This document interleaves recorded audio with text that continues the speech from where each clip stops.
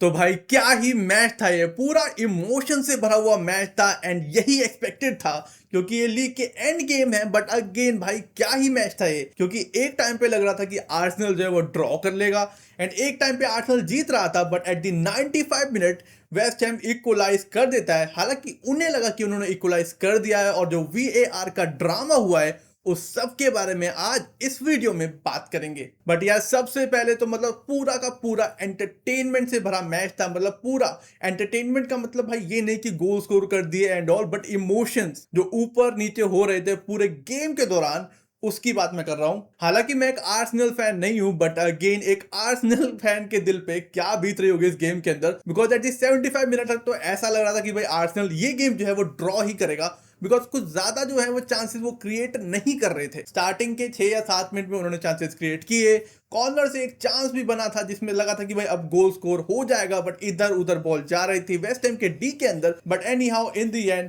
वो बॉल जो है वो क्लियर हो जाती है, क्योंकि बॉल इधर उधर जाते जाते लग लग के ब्लॉक लग के और वो बॉल एंड में क्लियर हो जाती है। एंड उसके बाद जो है आर्सेनल के भाई सही बताऊं तो वो काफी ज्यादा पीछे खेल रहे थे, इतने सारे चांसेस बने नहीं और लग रहा था, दिख रहा था उनके ऊपर प्रेशर, बिकॉज मैनचेस्टर सिटी का जो मैच था ब्रेंटफोर्ड के अगेंस्ट, जो कि लग रहा था कि ब्रेंटफोर्ड शायद कुछ कर सकता है, बिकॉज वो भी यूरोपियन कॉम्पिटिशन्स के लिए स्पॉट में आने के लिए खेल रहा था एंड लगा था कि भाई ब्रेंटफोर्ड कुछ कर सकता है, क्योंकि फर्स्ट हाफ तक तो भाई सिटी के मुंह पे दिख रहा था कि वो बहुत ज्यादा प्रेशराइज्ड है। क्योंकि भाई पेप ग्वार्डियोला को भी पता है कि अगर वो गेम वो हार जाते या फिर गलती से वो ड्रॉ भी हो जाता तो भाई उनके लग जाते, बिकॉज आर्सेनल भाई इतनी भी खराब नहीं है कि भाई इतनी बड़ी गैप के बाद भी हार जाए। बट इवेंचुअली भाई वो सिटी ने गेम जीत लिया 3-0 थैंक्स टू डोकू, जो कि भाई पिछले 2-3 गेम से ही, अगर वैसे तो पूरे सीजन में ही वो चला है, बट अगर मैं पिछले 2 गेम की बात करूं तो सिंगल हैंडेडली, अगर एवर्टन वाला गेम देखो तो उसमें भी उसने ब्रेस स्कोर किया था, और अगर इस वाले मैच की देखो तो पहला गोल तो डोकू ने ही मारा था एंड उसके बाद सिटी का अटैक वो काफी ज्यादा बढ़ गया था एंड ब्रेंटफोर्ड भी खुल गई थी,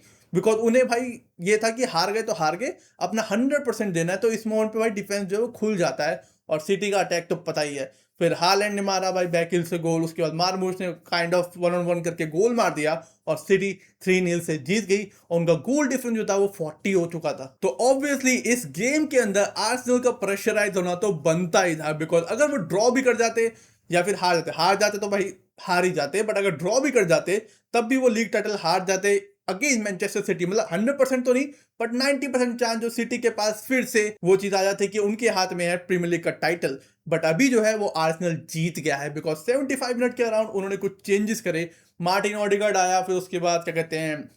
स्ट्राइकर में यहाँ पर हावर्ड्स आ गया था, फिर मुडिएके आ गया था, कोई साका के पास येलो कार्ड था और वो रेड कार्ड रिसीव कर सकता था, कोई जिस हिसाब से ये लोग खेल रहे थे, बिकॉज आर्सेनल पूरी बौखला चुकी थी 75 मिनट तक, बिकॉज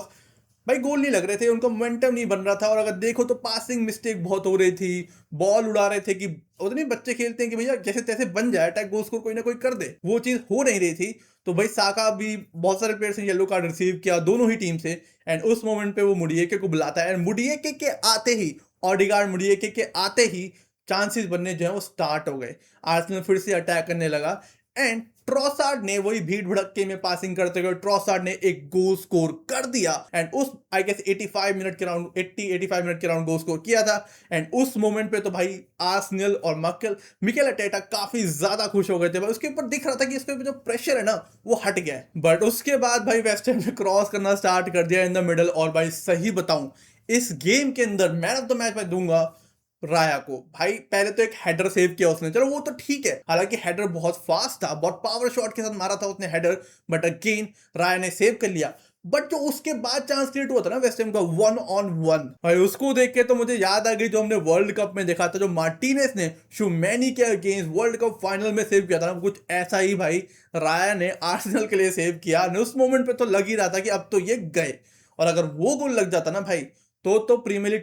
टाइटल को टाटा बाय बाय कर सकते थे, फिर तो सिटी हाथ में नहीं आती, बिकॉज एक बार मौका दे दिया, दूसरी बार मौका नहीं देंगे वो, चाहे लोग कितना भी कह लें कि भाई लास्ट गेम सिटी का एस्टन विला के साथ है। भाई सिटी सिटी है, एस्टन विला है। एस्टन विला ठीक है बड़ी टीम है, टॉप 4 में खेल रही है, बट अगेन सिटी को भाई प्रीमियर लीग टाइटल की पड़ी है, वो आराम से जीत जाइए उसे जीतना हुआ तो। एंड अब आता है भाई जो कंट्रोवर्शियल मोमेंट है, भाई वो कॉर्नर से आता है, डेविड राया बीच में खड़ा है, प्लेयर ने घेर रखा है, धक्का मुक्की हो रही है, जो कि बहुत कॉमन है इस मोमेंट पे होती ही है। गोलकीपर वेस्ट हैम ने बुला लिया है एंड यहाँ पर एक चीज होती है कि वेस्ट हैम का प्लेयर जो है अपना हाथ अपनी कोनी भाई राया के गुद्दी पे रख देता है, मतलब सर के कंधे के ऊपर रख देता है एंड यहाँ पर जो है प्रॉब्लम क्रिएट हो जाती है। एंड क्वेश्चन आता है कि क्या भाई वो एक फाउल था, क्या वेस्ट हैम को गोल मिल जाना चाहिए था, वो 1-1 हो जाना चाहिए था? इसका आंसर मुझे लगता है कि नहीं, क्योंकि अगर आप ध्यान से देखें अगर वो हाथ कंधे पर भी होता देन भी एक बार को देखा जाता कि हाँ ठीक है तो धक्का मुक्की चलती है, बट भाई गर्दन पे हाथ रख के वो छोड़ ही दिया उसने,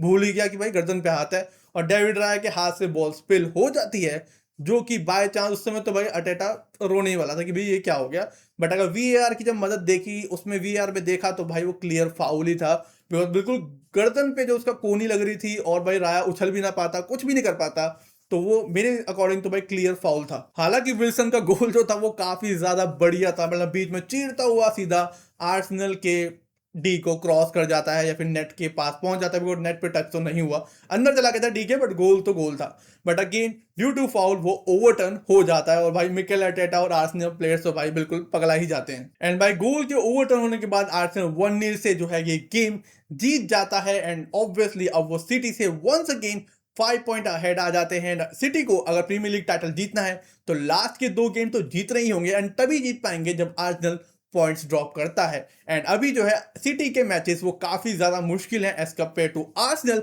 बट इस मोमेंट में मुझे लगता है कि भाई मुश्किल आसान कुछ भी नहीं है, क्योंकि वेस्ट हैम भी तो भाई बॉटम टीम थी, मतलब वो तो अपने रेलीगेशन के लिए खेल रही थी, वो अलग बात है, बट स्टिल वो बॉटम टीम है, आर्सेनल टॉप पे थी, बट इतना ज्यादा टक्कर का मुकाबला था। 1-0 की लीड, हालांकि आर्सेनल का डिफेंस अच्छा है बट अगेन 1-0 की लीड, काफी ज्यादा टाइट मार्जिन थे, तो मुझे नहीं लग रहा कि इस टाइम पे कुछ आसान या फिर मुश्किल है। इट्स ऑल अबाउट कि आप कैसा खेलते हो, ठीक है? तो मतलब चाहे एस्टन विला हो, चाहे कोई भी हो, चाहे छोटी से छोटी टीम क्यों ना, चाहे वुल्फ ना हो जो कि रेलीगेट हो गई है, अगर उसके साथ भी कोई मैच होता है इस मोमेंट पे तो वो भी किसी को भी हरा सकती है। तो मेन चीज ये है कि आर्सेनल को अब दोनों मैच जीतने होंगे in order to win the Premier league.